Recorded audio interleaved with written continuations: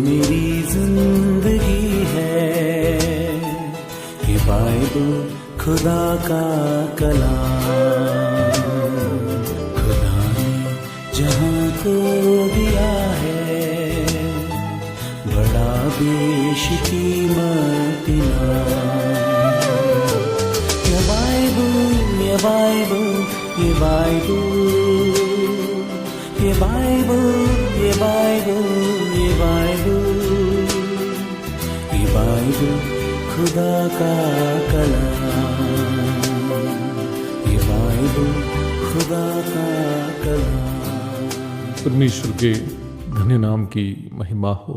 आराधनात्मक मनन की ओर आप सभी का बड़े प्रेम के साथ स्वागत करता हूँ। आइए आज के मनन के लिए हम पढ़ते हैं यूहन्ना की दूसरी पत्री, पहला अध्याय, उसकी 8 से लेकर 11 तक के पद।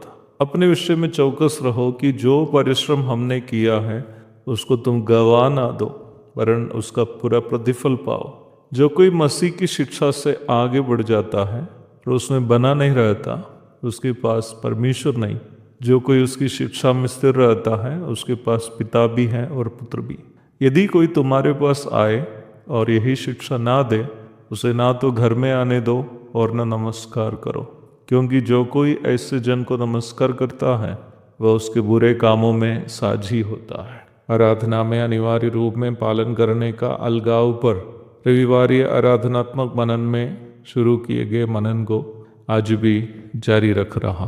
अब तक 3 ऐसी बातों को हम देख चुके हैं जिसे मसीही विश्वासियों को अपने जीवन से दूर रखनी है। पहली बात है मूर्तों की अशुद्धता।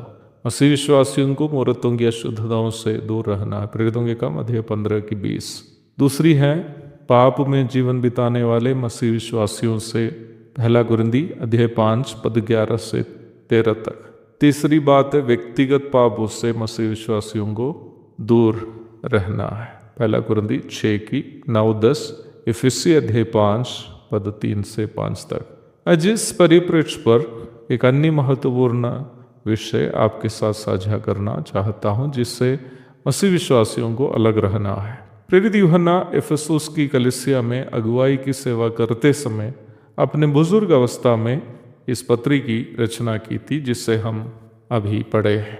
जैसे प्रेरित पौलुस पूर्व में इफिसुस के प्राचीनों को चेताया था, उन दिनों में इफिसुस की कलीसिया में अनेकों झूठे शिक्षक घुसकर कलीसिया को झूठी शिक्षाओं की ओर खींच रहे थे। प्रेरितों के काम अध्याय 20 पद 28 से 31 तक, पहला यूहन्ना अध्याय 2 की 18 से 26 तक। निम्न झूठे शिक्षकों में सिकंदर, हिमनियुस, फिलेतुस आदि प्रमुख थे।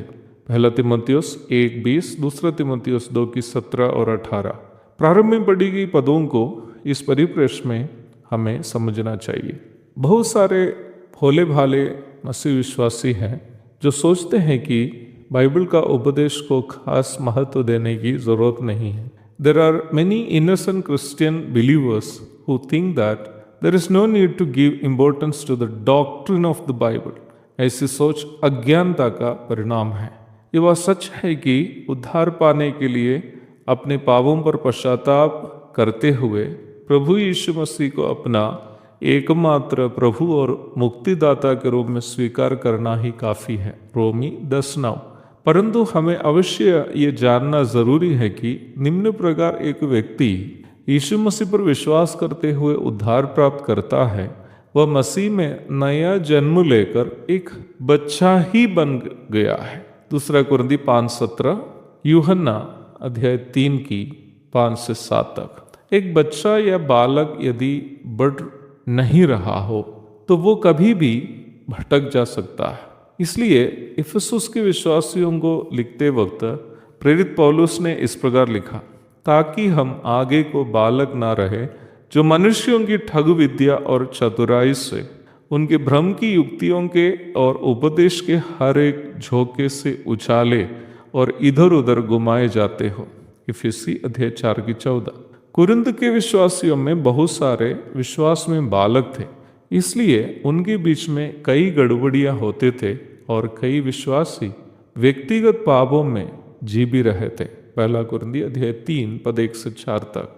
उद्धार पाए हुए विश्वासी यदि आत्मिक रूप में बढ़ना हो तो उन्हें वचन की खरी शिक्षा का ज्ञान प्राप्त करना जरूरी है। पहली शताब्दी के यरूशलेम की कलीसिया के बारे में हम इस प्रकार पढ़ते हैं, अतः जिन्होंने उसका वचन ग्रहण किया उन्होंने बपतिस्मा लिया और उसी दिन 3000 के मनुष्यों के लगभग उनमें मिल गए। यहाँ तक मसीह जीवन का प्रथम चरण है। दूसरा चरण निम्न अलगाव अथवा मिल जाने के बाद शुरू हो जाता है। वे प्रेरितों से शिक्षा पाने और संगति रखने और रोटी तोड़ने और प्रार्थना करने में लवलीन रहे। प्रेरितों के काम अध्याय 2:41 और 42। प्रेरितों की शिक्षा अथवा यीशु मसीह ने अपने पवित्र प्रेरितों को जो सिखाया था कि वे कलीसिया को सिखाए, उसे ही वचन का उपदेश अथवा वचन की शिक्षा या सिद्धांत कहते हैं। मत्ती 28:20। व्यक्तिगत पापों को दूर करके यीशु मसीह के स्वभाव में जो भी विश्वासी बढ़ना चाहता है, उन्हें वचन का उपदेश सीखकर उसे दैनिक जीवन में लागू करना जरूरी है। पहली शताब्दी में प्रेरितों का सबसे महत्वपूर्ण काम कलीसिया को उपदेश देना अथवा उपदेश सिखाना था। प्रेरितों के काम 6:4। उपदेश एक साझा या ढांचा के समान है। जब एक विश्वासी अपने आप को वचन का उपदेश स्वरूप ढांचे में अपने आप को डालता है, वह यीशु मसीह के समान बदलने लगता है। रोमी अध्याय 6:17 और 18। इसका मतलब जब हम उद्धार पाए हुए होने के बाद भी सही उपदेश का ज्ञान नहीं रखने वाले हो तो हम कभी भी भटक जा सकते हैं, जिससे हम अपने प्रतिफल जो स्वर्ग में पाने वाले हैं वंचित भी रह जाएंगे। इसलिए प्रेरित यूहन्ना लिखता है, अपने विषय में चौकस रहो कि जो परिश्रम हमने किया है उसको तुम गवा ना दो, वरन उसका पूर्ण प्रतिफल पाओ। यूहन्ना की दूसरी पत्री 8वीं पद। उपदेश हमें ना केवल यीशु मसीह के स्वभाव में तब्दील करता है, वरन हमें हमारा प्रतिफल को सुनिश्चित भी करता है।